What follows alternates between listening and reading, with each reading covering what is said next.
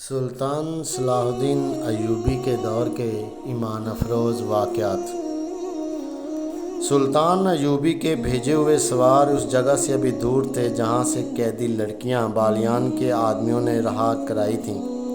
رات کو بھی چلے جا رہے تھے۔ وہ تعاقب میں وقت ضائع نہیں کرنا چاہتے تھے۔ رہنما ان کے ساتھ تھا۔ وہ راستہ اور جگہ بھولا نہیں تھا۔ وہ انہیں اس جگہ لے گیا جہاں ان پر حملہ ہوا تھا۔ ایک مشل جلا کر دیکھا گیا۔ وہاں رابن اور اس کے ساتھیوں کی لاشیں اور ان کے محافظوں کی لاشیں پڑی تھیں۔ یہ چیری پھاڑی اور کھائی ہوئی تھیں۔ اس وقت بھی صحرائی لومڑیوں اور گیدڑ انہیں کھا رہے تھے۔ سواروں کو دیکھ کر یہ درندے بھاگ گئے۔ دن کے وقت انہیں گدھ کھاتے رہے تھے۔ محافظ اپنے کمانڈر کو اس جگہ لے گیا جہاں سے اس نے گھوڑا کھولا تھا۔ وہاں سے مشل کی روشنی میں زمین دیکھی گئی۔ گھوڑوں کے قدموں کے نشان نظر آ رہے تھے اور سمت کی نشاندہی کر رہے تھے جدھر یہ گئے تھے، مگر رات کے وقت ان نشانوں کو دیکھ کر چلنا بہت مشکل تھا۔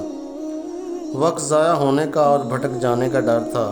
رات کو وہی قیام کیا گیا۔ سلیبی پارٹی کے کیمپ میں سب جاگ رہے تھے۔ وہ بہت خوش تھے۔ کمانڈر نے فیصلہ کیا تھا کہ شہر کی تاریکی میں بحیرہ روم کی طرف روانہ ہو جائیں گے۔ اس وقت میگنانا ماریوس نے کہا کہ مقصد ابھی پورا نہیں ہوا، صلاح الدین ایوبی کو قتل کرنا باقی ہے۔ کمانڈر نے کہا یہ اسی صورت میں ممکن تھا وہ لڑکیوں کے پیچھے قاہرہ چلے جاتے۔ اب وہ قاہرہ سے بہت دور ہیں، اس لیے قتل کی مہم ختم کی جاتی ہے۔ یہ میری مہم ہے جسے موت کے سوا کوئی ختم نہیں کر سکتا، میگنانا ماریوس نے کہا۔ میں نے صلاح الدین ایوبی کو قتل کرنے کا حلف اٹھایا تھا۔ مجھے ایک ساتھی اور ایک لڑکی کی ضرورت ہے۔ یہ فیصلہ مجھے کرنا ہے کہ ہمیں کیا کرنا ہے، کمانڈر نے کہا۔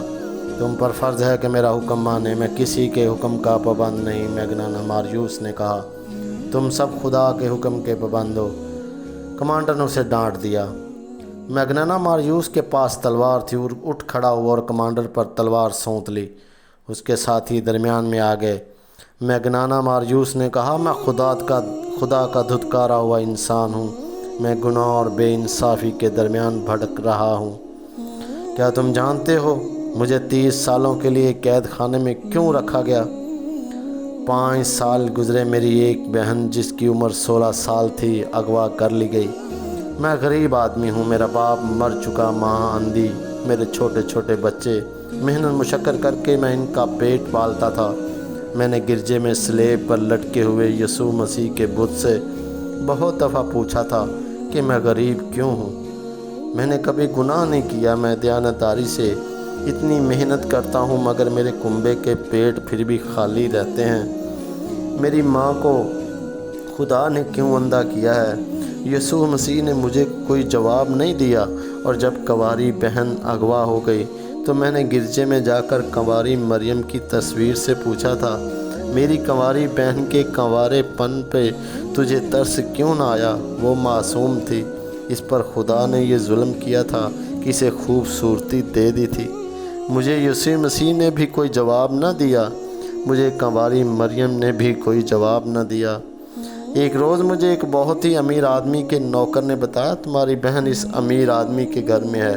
وہ عیاش آدمی ہے، کنواریوں کو اغوا کرتا ہے، تھوڑے دن ان کے ساتھ کھیلتا ہے اور انہیں کہیں غائب کر دیتا ہے، لیکن وہ آدمی بادشاہ کے دربار میں بیٹھتا ہے، لوگ اس کی عزت کرتے ہیں۔ بادشاہ نے اسے رتبے کی تلوار دی ہے۔ گناہ گار ہوتے ہوئے خدا اس پر خوش ہے۔ دنیا کا قانون اس کے ہاتھ میں کھلونا ہے۔ میں اس کے گھر گیا، اپنی بہن واپس مانگی، اس نے مجھے دھکے دے کر اپنے محل سے نکال دیا۔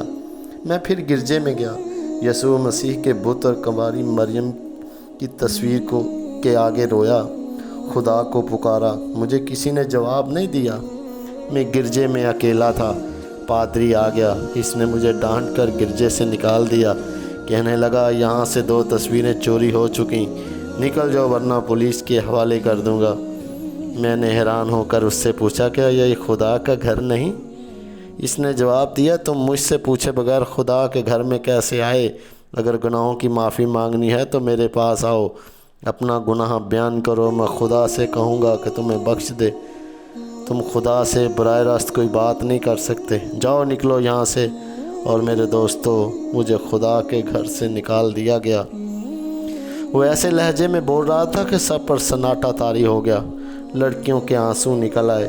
صحرا کی رات کے سکوت میں اس کی باتوں کا تاثر جس سب پر طلسم بن کر طاری ہو گیا۔ وہ کہہ رہا تھا، میں پادری کو، یسوع مسیح کے بت کو، کنواری مریم کی تصویر کو اور اس خدا کو جو مجھے گرجے میں نظر نہ آیا، شک کی نظروں سے دیکھتا نکل گیا۔ گھر گیا تو اندھی ماں نے پوچھا، میری بچی آئی یا نہیں؟ میری بیوی نے پوچھا، میرے بچوں نے پوچھا۔ میں بھی بت اور تصویر کی طرح چپ رہا، مگر میرے اندر سے ایک طوفان اٹھا اور میں باہر نکل گیا۔ میں سارا دن گھومتا پھرتا رہا۔ شام کے وقت میں نے خنجر خریدا اور دریا کے کنارے ٹہلتا رہا۔ رات اندھیری ہو گئی اور بہت دیر بعد میں ایک طرف چل پڑا۔ میں اس محل کی بتیاں نظر آئیں جہاں میری بہن قید تھی۔ میں بہت تیز چل پڑا اور اس محل کے پچھواڑے چلا گیا۔ میں اتنا چالاک اور ہوشیار آدمی نہ تھا، لیکن مجھ میں یہ چالاکی آ گئی۔ میں پچھلے دروازے سے اندر گیا۔ محل کے کسی کمرے میں شور شرابہ تھا، شاید کچھ لوگ شراب پی رہے تھے۔ میں ایک کمرے میں داخل ہوا تو ایک نوکر نے مجھے روکا۔ میں نے خنجر اس کے سینے پہ رکھ دیا اور اپنی بہن کا نام بتا کر پوچھا کہ وہ کہاں ہے۔ نوکر مجھے اندر کی سیڑھیوں سے اوپر لے گیا اور ایک کمرے میں داخل کر کے کہا، یہاں ہے۔ میں اندر گیا تو میرے پیچھے دروازہ بند ہو گیا۔ کمرہ خالی تھا۔ دروازہ کھلا اور بہت سے لوگ اندر آئے۔ ان کے پاس تلواریں اور ڈنڈے تھے۔ میں نے کمرے کی چیزیں اٹھا کر ان پر پھینکنی شروع کر دیں۔ بہت توڑ پھوڑ کی۔ انہوں نے مجھے پکڑ لیا، مجھے مارا پیٹا۔ میں بے ہوش ہو گیا۔ ہوش میں آیا تو میں ہتھکڑیوں اور بیڑیوں میں جکڑا ہوا تھا۔ میرے خلاف الزام یہ تھے کہ میں نے ڈاکہ ڈالا، بادشاہ کے درباری کا گھر برباد کیا اور 3 آدمیوں کو قتل کی نیت سے زخمی کیا۔ میری فریاد کسی نے نہ سنی اور مجھے 30 سال سزائے قید دے کر قید خانے کے جہنم میں پھینک دیا۔ ابھی 5 سال پورے ہوئے۔ میں انسان نہیں رہا۔ تم قید خانے کی سختیاں نہیں جانتے۔ دن کے وقت مویشیوں جیسا کام لیتے ہیں اور رات کو کتوں کی طرح زنجیر ڈال کر کوٹھڑیوں میں بند کر دیتے ہیں۔ مجھے کچھ معلوم نہیں تھا کہ میری اندھی ماں زندہ ہے یا مر چکی۔ بیوی بچوں کا بھی کچھ پتہ نہ تھا۔ مجھے خطرناک ڈاکو سمجھ کر کسی سے ملنے نہیں دیا جاتا تھا۔ میں ہر وقت سوچتا رہتا تھا کہ خدا سچا ہے یا میں سچا ہوں۔ سنا تھا کہ خدا بے گناہوں کو سزا نہیں دیتا، مگر مجھے خدا نے کس گناہ کی سزا دی؟ میرے بچوں کو کس گناہ کی سزا دی؟ میں 5 سال اسی الجھن میں مبتلا رہا۔ کچھ دن گزرے، فوج کے 2 افسر قید خانے میں آئے اور اس کام کے لیے جس پر ہم آئے ہیں آدمی تلاش کر رہے تھے۔ میں اپنے آپ کو پیش نہیں کرنا چاہتا تھا کیونکہ یہ بادشاہوں کے لڑائی جھگڑے تھے۔ مجھے کسی بادشاہ کے ساتھ دلچسپی نہ تھی، لیکن میں نے جب سنا کہ چند ایک عیسائی لڑکیوں کو مسلمانوں کی قید سے آزاد کرانا ہے تو میرے دل میں اپنی بہن کا خیال آ گیا۔ ہمیں بتایا گیا تھا کہ مسلمان قابل نفرت قوم ہے۔ میں نے یہ ارادہ کیا کہ میں عیسائی لڑکیوں کو مسلمانوں کی قید سے آزاد کراؤں گا تو خدا اگر سچا ہے تو میری بہن کو اس ظالم عیسائی کے پنجے سے چھڑا دے گا۔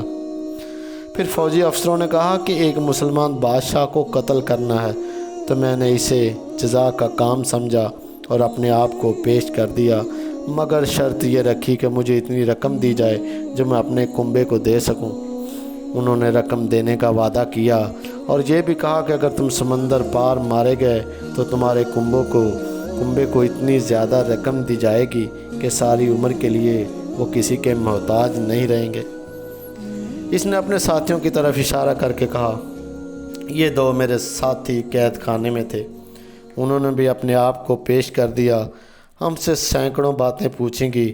ہم تینوں نے انہیں یقین دلایا کہ ہم اپنی قوم اور اپنے مذہب کو دھوکہ نہیں دیں گے۔ میں نے دراصل اپنے کنبے کے لیے اپنی جان فروخت کر دی۔ قید خانے سے نکالنے سے پہلے ایک پادری نے ہمیں بتایا کہ مسلمان کا قتل تمام گناہ بخشوا دیتا ہے، اور عیسائی لڑکیوں کو مسلمانوں کی قید سے آزاد کراؤ گے تو سیدھے جنت میں جاؤ گے۔ میں نے پادری سے پوچھا کہ خدا کہاں ہے؟ اس نے جو جواب دیا اس سے میری تسلی نہ ہوئی۔ میں نے سلیب پر ہاتھ رکھ کر حلف اٹھایا۔ ہمیں باہر نکالا گیا، مجھے میرے گھر لے گئے۔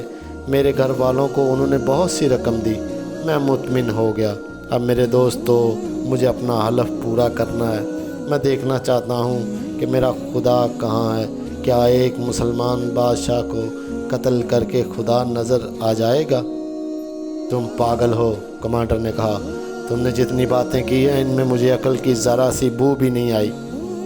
اس نے بڑی اچھی باتیں کی ہیں، اس کے ایک ساتھی نے کہا۔ میں اس کا ساتھ دوں گا۔ مجھے ایک لڑکی کی ضرورت ہے۔ میگنانا ماریوس نے لڑکیوں کی طرف دیکھ کر کہا، میں لڑکی کی جان اور عزت کا ذمہ دار ہوں۔ لڑکی کے بغیر میں صلاح الدین ایوبی تک نہیں پہنچ سکوں گا۔ میں جب سے آیا ہوں سوچ رہا ہوں کہ صلاح الدین ایوبی کے ساتھ تنہائی میں کس طرح مل سکتا ہوں۔ موبی اٹھ کر اس کے ساتھ جا کھڑی ہوئی، بولی، میں اس کے ساتھ جاؤں گی۔ ہم تمہیں بڑی مشکل سے آزاد کرا کے لائے ہیں موبی، کمانڈر نے کہا۔ میں تمہیں ایسی خطرناک مہم پر جانے کی اجازت نہیں دے سکتا۔ مجھے اپنی عصمت کا انتقام لینا ہے، موبی نے کہا۔ میں صلاح الدین ایوبی کی خوابگاہ میں آسانی سے داخل ہو سکتی ہوں۔ مجھے معلوم ہے کہ مسلمان کا رتبہ جتنا اونچا ہوتا ہے وہ خوبصورت لڑکیوں کا اتنا ہی زیادہ شیدائی ہو جاتا ہے۔ صلاح الدین ایوبی کو محسوس تک نہ ہوگا کہ وہ اپنی زندگی میں آخری لڑکی دیکھ رہا ہے۔ بہت دیر کی بحث و تکرار کے بعد میگنانا ماریوس اپنے ایک ساتھی اور موبی کے ساتھ اپنی پارٹی سے رخصت ہوا۔ سب نے دعاؤں کے ساتھ الوداع کیا۔ انہوں نے 2 اونٹ لیے، ایک پر موبی سوار ہوئی اور دوسرے پر دونوں مرد۔ ان کے پاس مصر کے سکے تھے اور سونے کی اشرفیاں بھی۔ دونوں مردوں نے چوگے اوڑھ لیے تھے۔ میگنانا ماریوس کی داڑھی خاصی لمبی ہو گئی تھی۔ قید خانے میں دھوپ میں مشقت کر کے اس کا رنگ اٹلی کے باشندوں کی طرح گورا نہیں رہا تھا، سیاہی مائل ہو گیا تھا۔ اس سے اس پر یہ شک نہیں کیا جا سکتا تھا کہ وہ یورپی ہے۔ بھیس بدلنے کے لیے انہیں کپڑے دے کر بھیجا گیا تھا، مگر ایک رکاوٹ تھی جس کا بظاہر کوئی علاج نہ تھا، اور یہ کہ میگنانا ماریوس اٹلی کی زبان کے سوا اور کوئی زبان نہیں جانتا تھا۔ موبی مصر کی زبان بول سکتی تھی۔ دوسرا جو آدمی اس کے ساتھ گیا تھا وہ بھی مصر کی زبان نہیں جانتا تھا۔ انہیں اس کا کوئی علاج کرنا تھا۔ وہ رات کو ہی چل پڑے۔ موبی راستے سے واقف ہو چکی تھی۔ وہ قاہرہ سے آئی تھی۔ میگنانا ماریوس نے اس پر بھی ایک چوگا ڈال دیا اور اس کے سر پر دوپٹے کی طرح چادر اڑا دی۔